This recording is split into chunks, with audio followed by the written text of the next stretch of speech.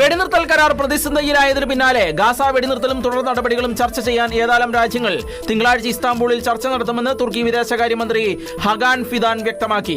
ഗാസയിൽ വീണ്ടും ഇസ്രായേൽ ആക്രമണം നടത്തുന്ന പശ്ചാത്തലത്തിലാണ് വെടിനിർത്തൽ തുടരുമോ എന്നതിൽ ആശങ്ക ഉയരുന്നത്. സെപ്റ്റംബറിൽ ന്യൂയോർക്കിൽ US പ്രസിഡന്റ് ഡൊണാൾഡ് ട്രംപുമായി നടന്ന കൂടിക്കാഴ്ചയിൽ പങ്കെടുത്ത രാജ്യങ്ങളിലെ വിദേശകാര്യമന്ത്രിമാർ ചർച്ചകളിൽ പങ്കെടുക്കുമെന്ന് തുർക്കി വിദേശകാര്യമന്ത്രി പറഞ്ഞു. Turkey, Qatar, Saudi Arabia, Egypt, UAE, Jordan, Pakistan, Indonesia എന്നീ രാജ്യങ്ങളാണ് ട്രംപുമായുള്ള ചർച്ചയിൽ പങ്കെടുത്തത്. വെടിനിർത്തൽ കരാറിന്റെ രണ്ടാം ഘട്ടത്തിലേക്ക് എങ്ങനെ കടക്കും എന്നുള്ളതാണ് പ്രധാന ചർച്ചാ വിഷയം.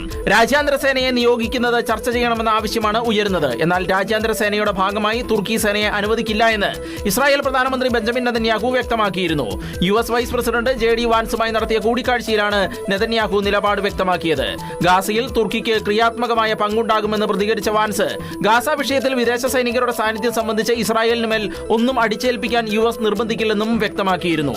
അതേസമയം ഗാസയിൽ 4-ാം ദിവസവും ഇസ്രായേൽ നടത്തിയ ആക്രമണത്തിൽ 3 പേർ കൊല്ലപ്പെട്ടു. വടക്കൻ ഗാസ കേന്ദ്രീകരിച്ചായിരുന്നു ആക്രമണം. മുൻപ് കൊല്ലപ്പെട്ട 30 പേരുടെ ശരീരങ്ങൾ ഇസ്രായേൽ റെഡ് ക്രോസിന്റെ നേതൃത്വത്തിൽ ഗാസ അതോറിറ്റിക്ക് കൈമാറി.